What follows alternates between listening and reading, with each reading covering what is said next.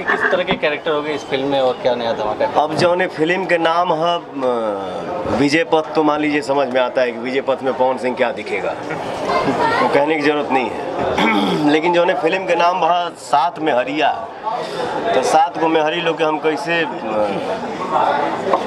कौन लूडो खेलब, हम कौन गेम खेलब। डायरेक्शन में पहली बार उतर रहे हैं हमारे कैमरामैन देवेंद्र तिवारी जी। कहाँ है, बुलाइए उनको। देवेंद्र तिवारी जी। तो कैमरामैन की नज़र बहुत तेज होला और डायरेक्शन में आए हैं हमारे देवेंद्र तिवारी जी। धनंजय भाई आइए हमारे भाई। ये हैं हमारे राजकुमार धनंजय सिंह प्रोड्यूसर सिर्फ नाम के हमें, हमारे भाई हमें। और देवेंद्र आदिशक्ति के द्वारा फिल्म बनाई जा रही है, रिलीज हो रही है। बहुत बहुत बहुत हम सब के लिए खुशी की बात बा। और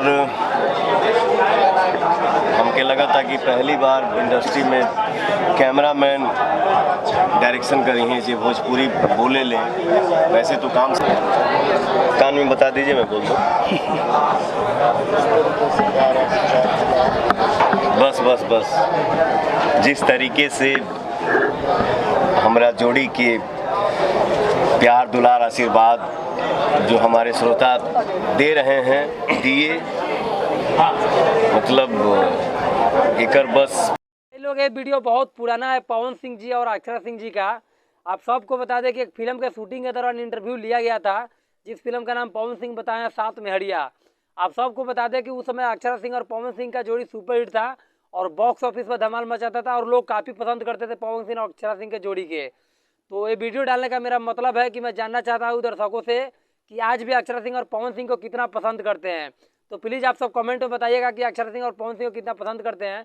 और मैं चैनल पे नए तो चैनल को सब्सक्राइब कर दीजिएगा।